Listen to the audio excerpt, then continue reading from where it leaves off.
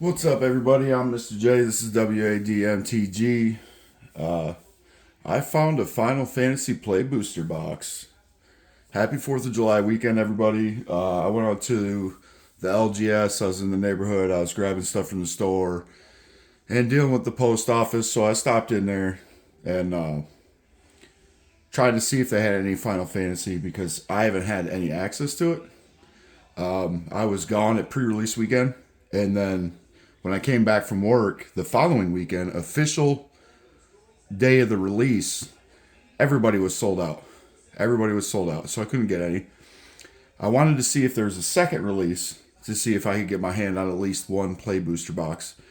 And I was sitting here debating opening it or leaving it sealed on the shelf, and I decided to open it. This is the only one I could find. I went in the store and they had one open one with like a handful of packs left in it, probably like 8 to 10 packs in the box left. And he's like, "Oh, that's all we got." I'm like, "Damn." Well, I like to support the LGS. I put a list of like a bunch of singles and stuff I wanted from the set, and they went over the $300 to $350 mark. So I do believe the set has value. I do believe a lot of these Universes Beyond sets are like pseudo reserve list cards. I think they're all kind of good investments until you look at the collector boxes, and the collector boxes is $1,200 fucking. Then it's ridiculous, and obviously don't buy it. But with the value of some of the chase cards in the set, there's at least 4 or 5 big hitters that could potentially get me pretty close to paying for the box now. And as Wizards holds the right to reprint cards within universe art, even if they start doing that to some of these notable Universes Beyond sets, with like the big cards, it's still not going to be in the original art or the theme or the whole, aesthetic that these cards from the Universes Beyond sets are going to be in. So I do think it's worth the investment. When I asked him if he had a box, like I said, he's like, "No, I don't think so." And I think he was hiding this box for himself because I was like, "Well, did y'all get like a second run?" Because I came in here and I told him what happened and how I wasn't able to find any. And I could order my stuff online, but I'd be spending more than I'd spend on a box. So I just figured, okay, risk it for the biscuit type situation. Might as well grab it while the getting's good. And he reached in the box and was looking through a whole bunch of empty boxes that they might have just probably unpacked earlier in the week. It was able to sell out of before the end of the weekend. One box had one box left.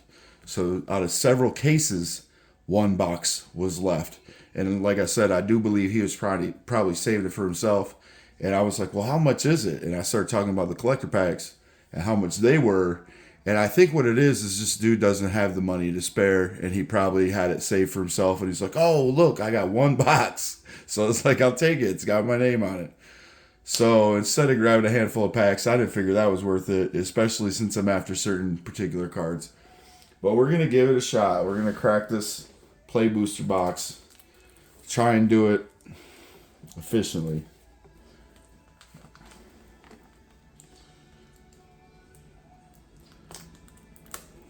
Obviously, I'm not going to cover every card. I'm just going to make my piles like I always do. See how good we get. There's no real need at this point for me to talk about the key cards. The set's been out long enough. We got Edge of Eternity spoilers to start to leak, and some of them cards are stupid busted. So the hype will start to die down a little bit, but this product is still going to be worth a lot. No box toppers. No second round of box toppers, so I did not get a box topper.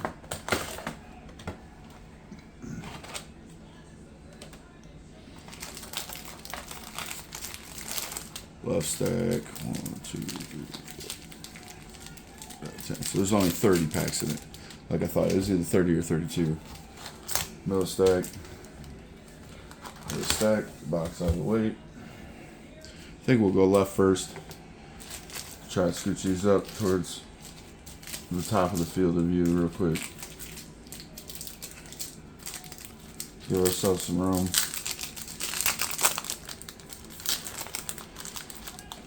The rip.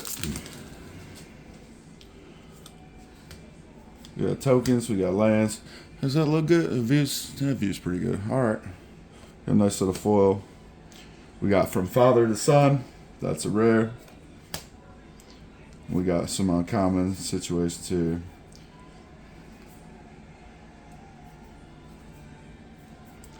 And I'll go through this stuff a little better later for if I get some decent uncommons or whatever out of the deal.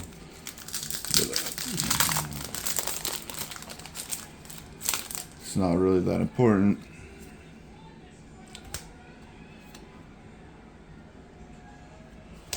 Just make a lane pop probably. Foil.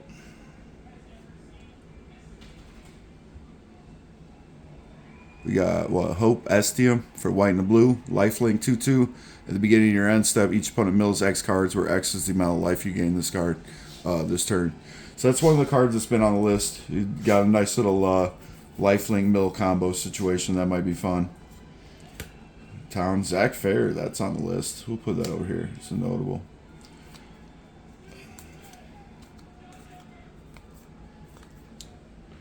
Syncopate. Seeing Syncopate back in standard is kind of cool.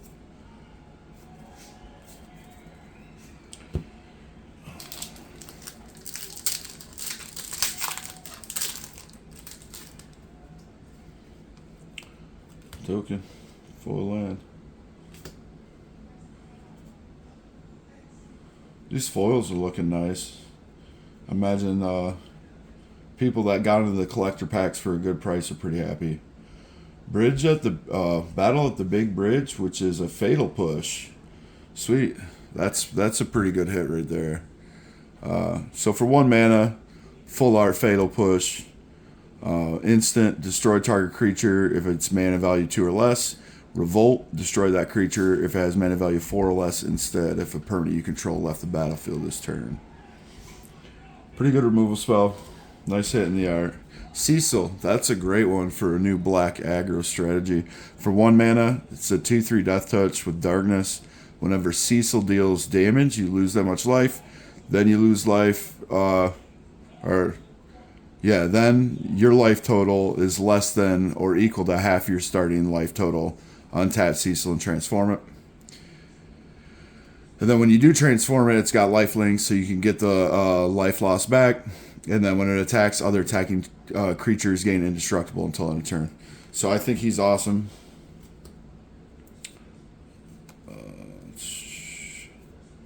Obviously, people have been playing it for a while. The meta's really shooken up. I think everything's pretty much fair game as standard. If you can come by a strategy that's efficient, it seems like it's not doing really busted things. You're looking pretty good. I like mono black moving forward, or anything with black moving forward. What else? There's a few other things I like. I like lands. I think lands are on an upswing. Land strategies, landfall strategies. With the spoilers for Beyond Eternities starting to drop, I'm liking +1 counters moving forward. There's some other things people might want to look into. Traveling Chocobo, huge hit right there, bud. That's one of the big money cards from the set. Obviously, it's the one that's got all the different colored Chocobos. For two and a green, you may look at the top card of your library anytime. You may play lands and cast bird spells from the top of your library. It's kind of like an Oracle Muldai effect type situation. If a land or bird you control entering the battlefield causes a triggered ability of a permanent you control to trigger, that ability triggers an additional time, though. So that's what makes that card so sweet, because you get double triggers off of it and can play double lands and can filter through your library. That card does it all. That's why it's one of the big hits. There's another Chocobo. I think the Chocobo deck's pretty good. Some limited cards are pretty good. Some like in-theme removal. It's not particularly efficient.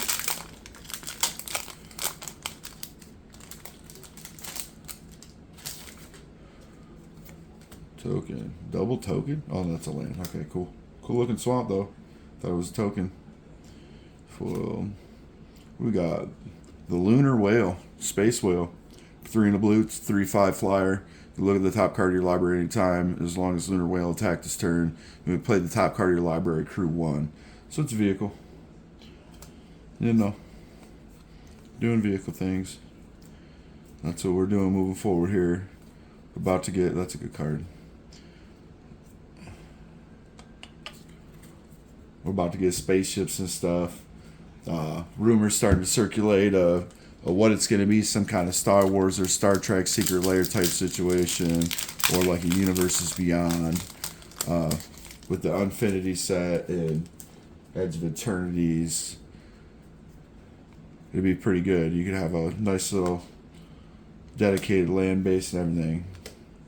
Esper Origins. Full art. Rare. For 1 in a green. Sorcery. Surveil 2. You gain 2 life. This spell was cast from your graveyard. Exile it. Then put it onto the battlefield transformed under its owner's control with a finality counter. And it's got flashback. Wow, that's kind of crazy. Esper Main. It becomes a 4/4. Saga. Reveal the top card of your library. If it's a permanent card, put it into your hand. Add mana. Other creatures get a buff till end of turn. And then it dies. When it dies, it doesn't transform back. Some of them cards do. Zodiarch Umbral God for 5 black, 5/5 indestructible. Legendary creature in mono black. When Zodiarch enters, each player sacrifices half the non-god creatures they control of their choice, rounded down. Whenever a player sacrifices a creature, put a +1/+1 counter on.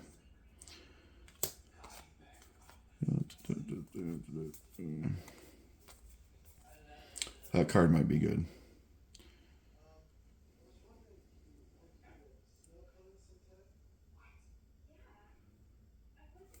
Oh, certain formats. I like certain cards. They kind of did, put a bunch of standard cards in it, but it's overly a commander set.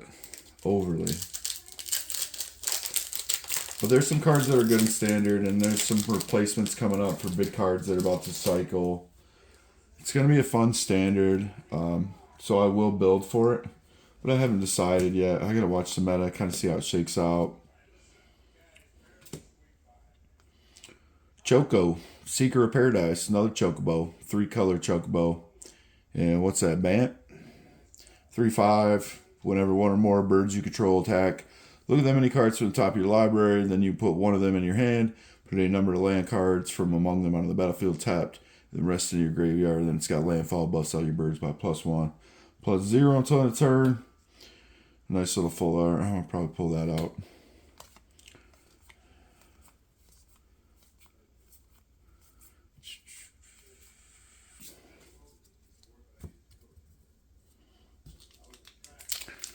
We are going kind of slow. I'm trying to pick up the pace. I did a lot of explaining in the beginning. I get it. There's a million of these online. This just seemed like it was a Fate box. Boom. Jumbo Cactar. That's a hit. Big hit there. For 7 mana, 5 and 2 green. We got the 10,007 Jumbo Cactar combo situation. I'm not sure what it's worth, but I think it's one of the top 10 cards for value.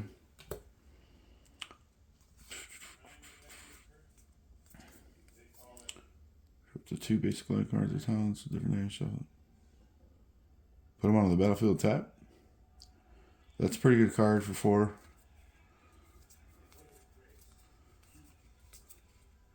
Suplex. Kind of want to take that out. I'll use that. Suplex is pretty good. Nice little sorcery. It's really good in limited, but you can choose one. So it's modal. It's got versatility. Deals 3 damage to target creature. The creature would die. This turn's exiled instead, so it's an exile removal in red, and you can destroy an artifact for it. But it is sorcery speed, and in the meta where red decks can't just play mice package and win turn 3. And poison and all kind of craziness about to cycle out.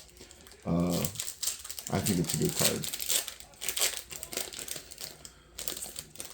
Playable commander card for sure. Full land. We'll just stick it there. Another foil. Emmett Selch, Unsundered. This is one of the good transforming ones. I'll probably play this one. One a blue and a black. It's a 2/4 with vigilance, legendary creature, elder wizard, and Emmett Selch. Yeah, he's 2/4 vigilance. When he enters or attacks, draw a card and discard a card. So he's like, he's a loot titan. At the beginning of your upkeep, if you're 14 more cards in your graveyard, you can transform him. So that's not going to be super, super easy to do, but in Commander, it's a lot easier. I think he's more of a 99 than a Commander because of this reason. When you flip him over, if you do end up hitting those graveyard conditions, he becomes a 6/6 vigilance. During your turn, you can play cards from your graveyard. So it's a pseudo Underworld Breach in blue-black. And then if a card or token will be put into the graveyard from anywhere, you exile it. So for one big turn, you can have an explosive graveyard turn, spell slinger turn, combo turn for a win. You just got to meet the crazy condition. There's some other good flavorful cards that are probably on a lot of people's lists. Ice Magic. Some cards might end up synergizing, I theorize, with some of the Avatar The Last Airbender stuff.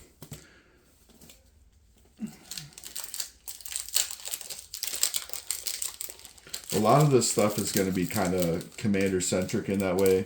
There's going to be a handful of good cards for like constructed formats, and then there's going to be a lot of good cards for Commander too that you can abuse. That new Token Creator enchantment is fucking busted. That's Edge of Eternity's card. What do we got here? We got Shadowbringers, which is really Dovin's Veto. Nice full art, competitive, playable card.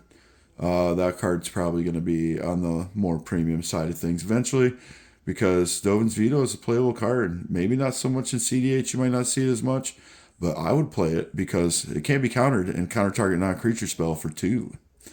With an awesome art, yep, I think that's a hitter right there. Then we got an Ultima. That's another card that's on the list there. Destroy all artifacts and creatures, end the turn. If you can give that flash and play it at instant speed, you're ending your opponent's turn on their upkeep and destroying all creatures. I think that's a busted card. I think it's really playable in Commander. So far, so good. That's the left stack. I got some hitters out of the left stack.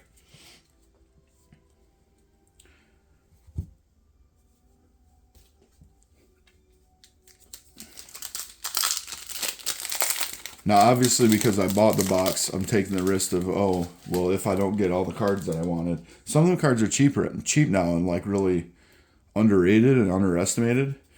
So I think a lot of them will rise in time because of the value and the scarcity. So here we go. We got another alternate here. Winota.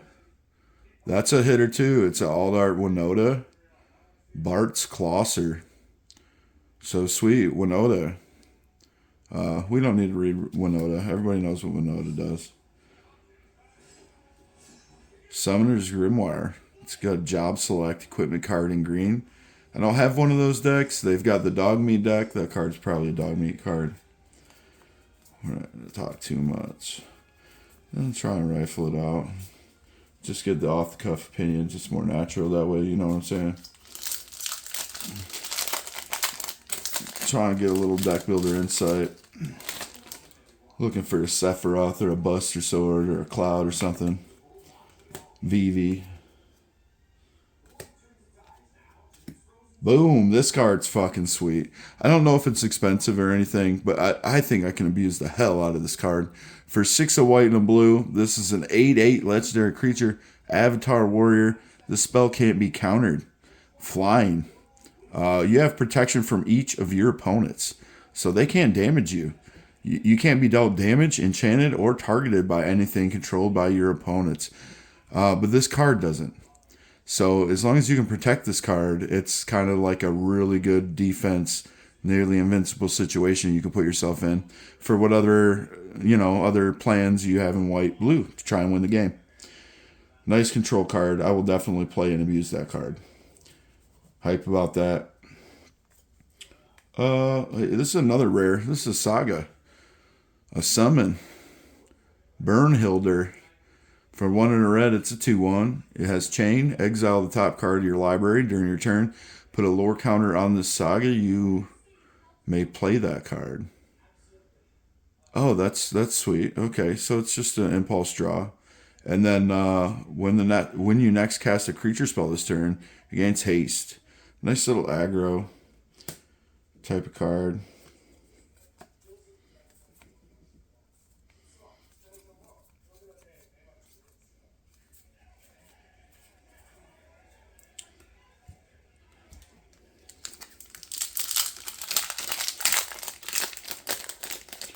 Packs aren't too bad, but the hits are kind of indifferent. It's kind of like a nice variety. Oh, I put a land over here in the tokens pile. These lands are kind of like, I think I put a bunch of them. These lands are deceptively lands. That's a token. That's a land.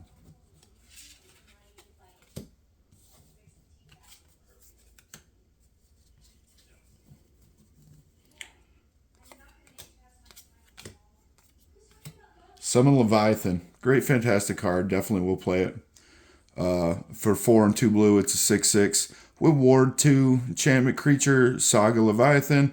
For the first chapter, you can return each creature that isn't a Kraken Leviathan, Merfolk, Octopus, or Serpent to its owner's hand.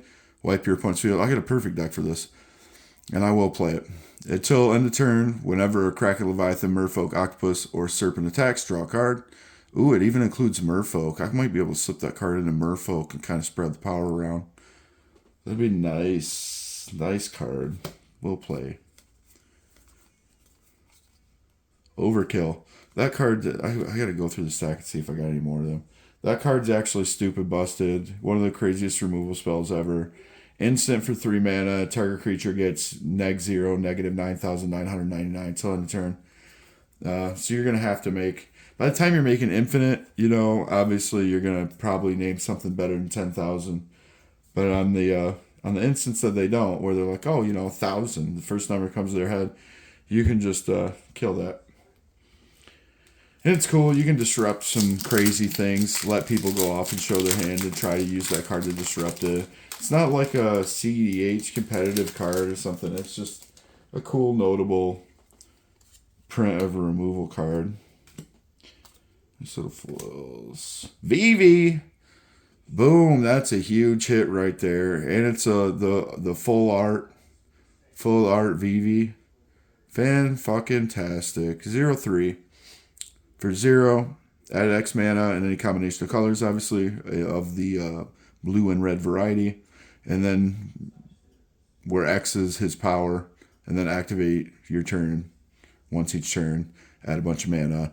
Storm off. Every time you play a spell, he gets counter. Deals damage. You hook like Curiosity or something to him. And he's combo machine. And he's amazing. So, enough about sucking his dick. Nice pull, though. We got another little hidden rare here. Well, we got another little dollar rare. Demir dollar rare here. He's a legendary creature, so he thinks he's sweet. Whenever an artifact you control enters Surveil 1. Oh, that card is fucking sweet. That card is sweet. Golbez, Crystal Collector. Putting in work. Scrying a fuck ton. At the beginning of your end step, if you control 4 more artifacts, return target creature card from your graveyard to your hand. Then if you control 8 or more artifacts, each opponent loses life equal to that card's power. That guy's fantastic. Fucking good.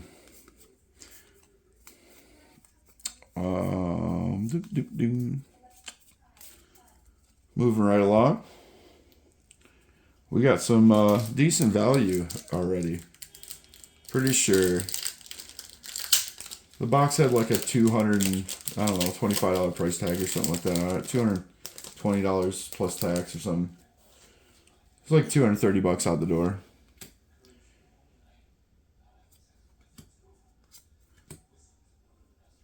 Got a Moogle Merchant, 1 drop, 1/2 lifelink. Target opponent gains control of another target permanent you control. If you do draw a card, that's stupid busted. That can be busted. I could see being cheeky and playing that guy. Giving somebody something. This guy's pretty good. I like him. I'll play him. The Black Waltz guy. He makes wizards that deal damage. Spellslinger type stuff. The suplex. I'm starting to get some notable uncommons. I might have missed a few. Getting a nice variety of rares though, which is one you want to see as a commander player when you look at the set as a commander set and not so much as a standard set. The only set I'm gonna oh, here we go. I'm gonna summon Titan. That's so rare. We got a Zidane, and we're gonna put him probably in the rare slot here, because it's a full art, nice, beautiful full art, uncommon. When he enters, gain control of target creature an opponent controls till end of turn. Untap it, it gains lifelink and haste till end of turn. Whenever an opponent gains control of a permanent you control, you create a treasure token. Yeah, that guy's fucking sweet. He's Zidane. He's definitely a playable. He's like a OP uncommon. In all art.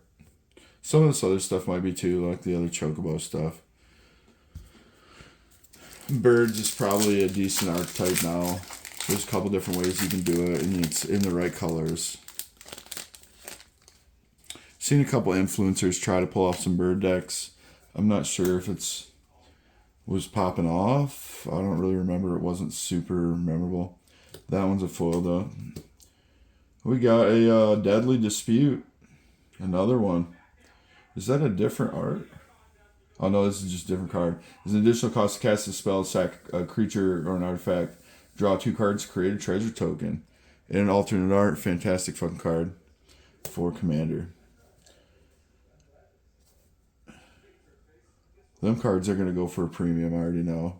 Van Street Thief.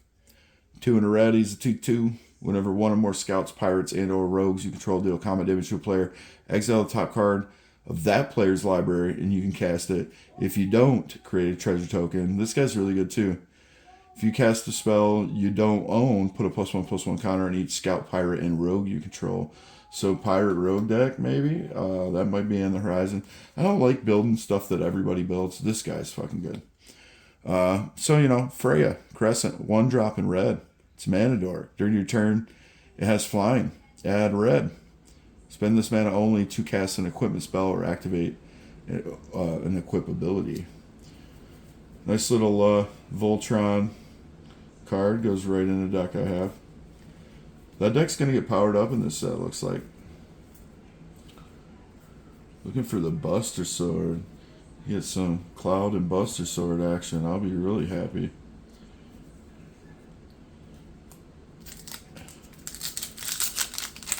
What's the VV? Some Sephiroth action. What we got? We got a land. We got a foil.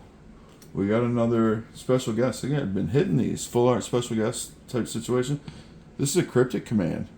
For 3 and a blue, instant, choose 2, counter target spell, return target permanent to its owner's hand, tap all creatures your opponents control and draw a card. Nice card. Dion. Dayamut's Dominant. For 3 and a white, it's 3/3. He's got Dragonfire Dive. During your turn, he and other knights you control are flying. When he enters, create a 2/2 knight. It's a nice knight tribal. For 6, you transform him. And what does he do? Is he sweet? He's a 5/5 flyer. Bahamut, Warden of the Light. He's got Wings of Light. Put a +1/+1 counter on each other creature you control. Those creatures gain fly until end of turn, and then destroy target permanent, exile Bahamut, then return to the battlefield. Yep, this is one of the sweeter ones. I like this one a little better. Nicer engine. They don't really want to use removal on it unless it's during the value side. So I like him. Ultimecia, the Sorceress, Surveil card. That's probably one of the better cards. People build around that card, but we're not going to go through it because we're looking for bangers.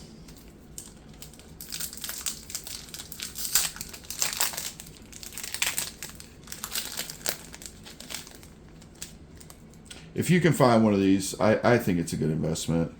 I've probably got half the value out of the box already. At least, maybe a little more. I'm a little more than halfway through it. But I've got some of the real big hits, and I've got quite a few of these full arts. Aiden the Usurper. Usurper. Isn't that what it's supposed to be? Usurper. I can't even say that word. He's a 4/4 for 8. Arden. Legendary creature. Demons you control have menace, lifelink, and haste. That's why, because popular. Demon tribal. Star Scourge. At the beginning of combat on your turn, exile up to 1 target creature card from your graveyard. If you exiled a card this way, create a token that's a copy of it, except it's 5/5 demon. That one's sweet. What is this? Light up the stage. That's another nice little cookie cutter card too. So this guy, he just makes demons. He didn't flip or nothing crazy, but he makes demons. He's good for demon tribal. He's a 7-drop, but he's going to be really good in certain decks. I haven't rebuilt my demon deck. I want to go a different direction than what I did go, and he might actually see a slot. We'll see. See, I took that deck apart a while ago so I can do other things with the mana base, some of the other cards in it.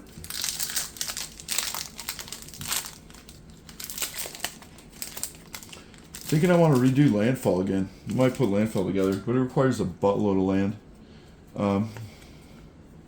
Not everybody's got all the sweet land after you got a bunch of decks already built.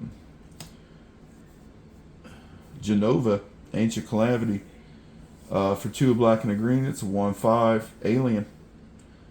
At the beginning of combat on your turn, put a number of +1/+1 counters equal to Genova's power on up to 1 target creature. That creature becomes a mutant. Whenever a mutant you control dies during your turn, you draw cards equal to its power. So, sweet. Oh, this card's a good one too. Matoya, I think this is a sneaky, like, overlooked card that'll be sweet. Whenever you scry or surveil, draw a card, there's a fuck ton of scry and surveil effects. So that should be pretty good. Shiva. Some more summons. The summons will probably be standout cards, even in the uncommon. Some of them are seeing play now already. There's definitely some I would play in 60 card formats and in Commander, obviously. So this is the last card of the middle stack. I'm putting lands and tokens again for some strange reason.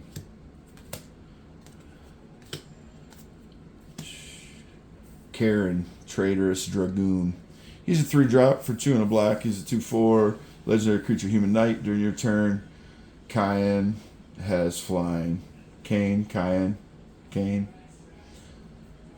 think it's Kane. Whenever Kane deals combat damage to a player, that player gains control of Kane. If they do, you draw that many cards, create that many tapped treasure tokens, and lose that much life. Yeah, he's fucking sweet. There's definitely a deck I could play him in. Deck Fire Magic. That's a good card. A deck where, you like to pass some stuff around, pass some damage around, protect yourself. Group slug type situation. Where I'd definitely play him. Got some pillow fort effects, protect yourself, stuff like that. Last stack. Oh, only a couple real big notables, but really evenly spread.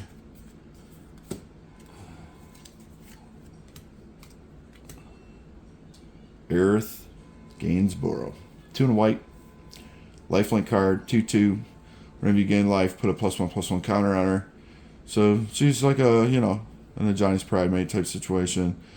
Whenever she dies, put X +1/+1 counters on legendary creature you control, where X is the number of +1/+1 counters on her. Seems good. Genji Glove, combo card, equipment for 5, equips for 3. Equipped creature has double strike. Whenever a quick creature attacks, if it's the first combat phase, get an additional combat phase. Untap. After that phase, there's an additional combat phase. Sweet. One of those guys.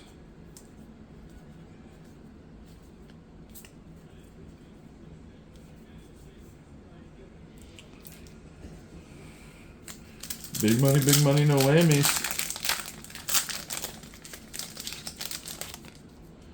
Usually it's top 3, bottom 3 packs where I feel like you're more likely to pull mythics. I don't know, maybe it's just superstition. Another special guest card.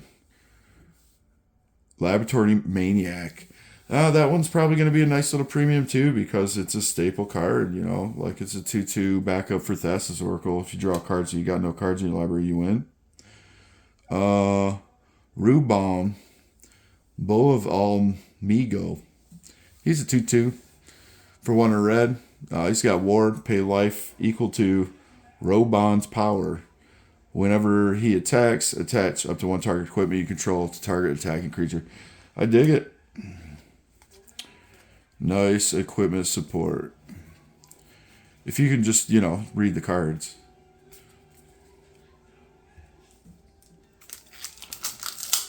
They have crazy names. I only played a couple of the Final Fantasy games. It was many, many years ago when I was young. The last one I played wasn't really for me. It was one of the newer ones. Didn't play it but for a minute. Just immediately knew that it wasn't for me. I like different types of games now, but for the childhood nostalgia, the value of it all, Final Fantasy VII was probably the one I played the most because, I'm 40. So, Telia, Great Sage, for 3 a red and a blue. It's 3/3. Whenever you cast a non-creature spell, create a 1/1 colorless hero.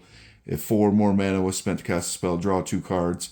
If 8 or more mana was spent to cast that spell, sacrifice this dude, and it deals that much damage to each opponent. So, cool. No starting town. Like, where's my starting town, bro? I need that starting town. Everybody needs a starting town, right? Am I wrong? Or am I right? I could be wrong, but I was right. Because that proves I'm right. Because every time I could have been wrong, I was right. So I'm sorry I could be wrong right now. But I'm right. Everybody needs a starting town.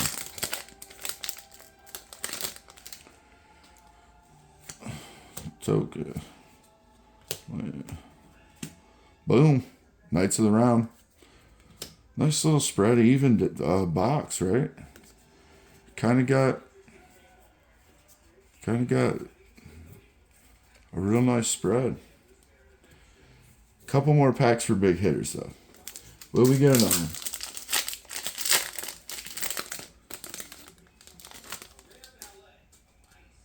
If we can get one more hitter, I'd say it's above average box. If we can't, I'd say it's an average box. But I do appreciate all these special guests. There it goes. That one's going to be a big one. The all art Ristic Study. The all art, what's that? Final Fantasy X Ristic Study. Fantastic. Beautiful. And we got a Joshua. That's a competitive playable card.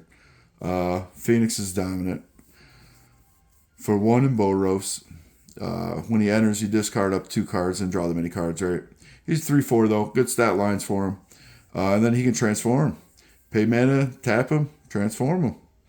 And he does sweet shit on the back if you could ever get to it. And casual, it's a casual EDH card for this type of deck. But it's got some standard playability too.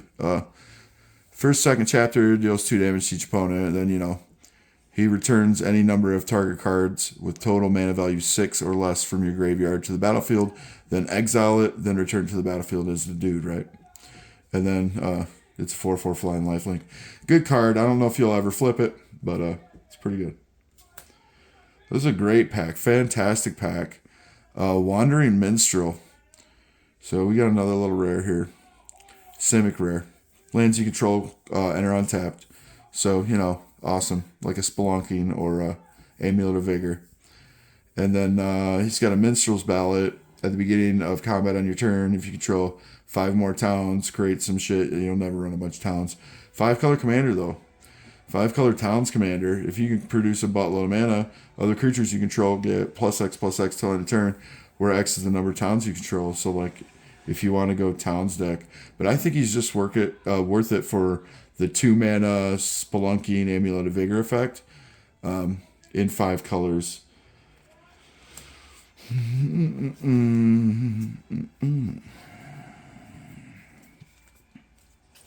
Down to brass tacks, ladies and gentlemen.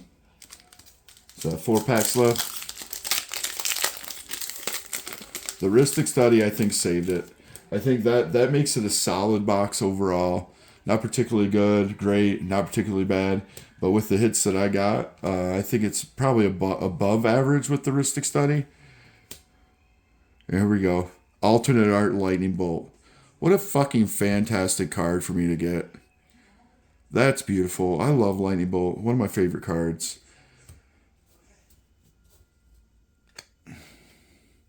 That one's probably going to be valuable. But a lightning bolt's like a $3 card by itself. So, memories returning. It's for 4, 2 and 2 blue. Sorcery.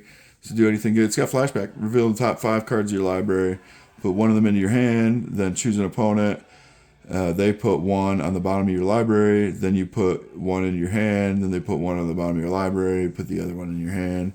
That's actually pretty decent for 4 mana. It's pretty good, and it's got flashback. I like it. I'll play it. We got some lands. Towns probably will never play. I think there's a couple good ones. Starting Town's the one I want. Everybody deserves Starting Town. Right? We already talked about that.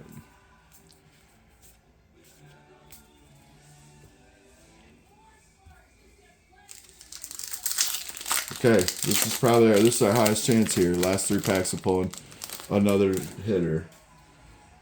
Kind of surprised by the heuristic study. That salvaged it for me.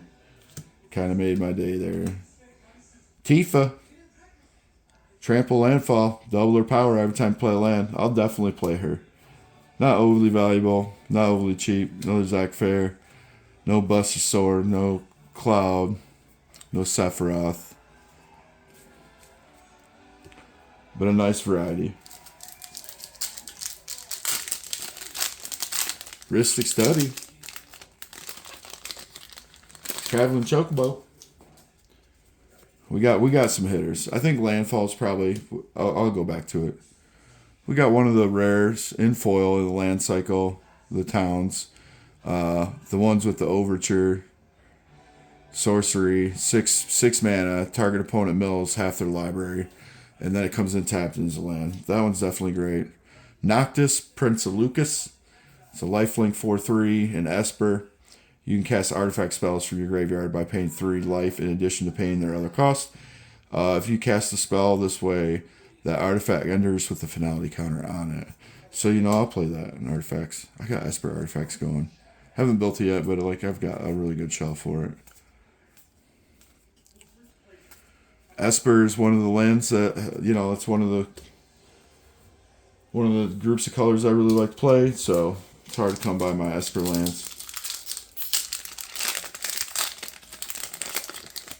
Last pack.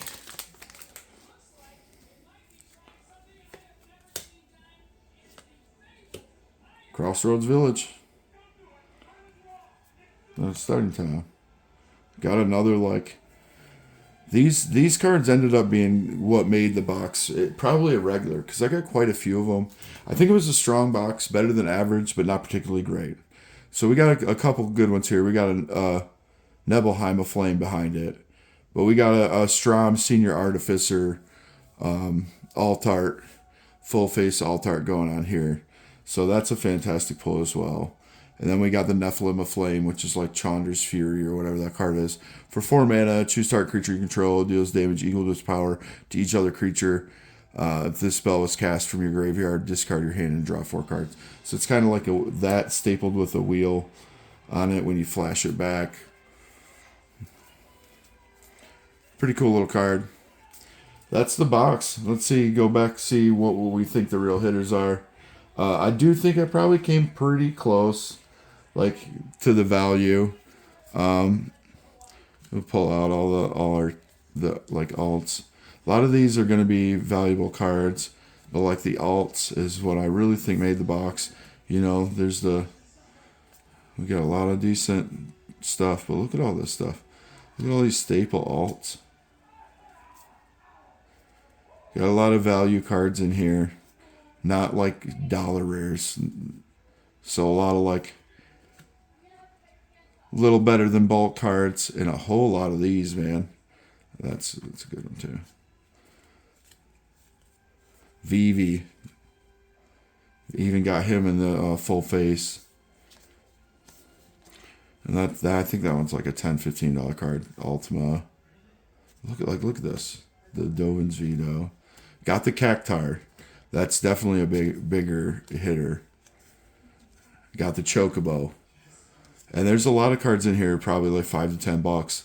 Cecil's going to be a big card. And, all these arts, the Fatal Push. And this dude in the full face as well. So, I do think there's the value there. If you're gonna buy a box, it's worth it.